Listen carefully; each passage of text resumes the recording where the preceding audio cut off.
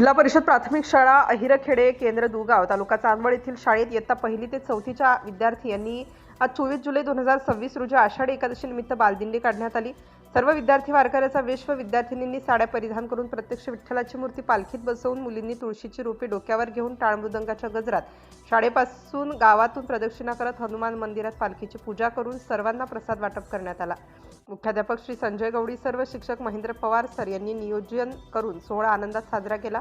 प्रसंगी गावातील भजनी मंडळ, शाळा व्यवस्थापन समिती सदस्य, शिक्षणप्रेमी ग्रामस्थ मोठ्या संख्येने उपस्थित राहून या सोहळ्याचा आनंद घेतला।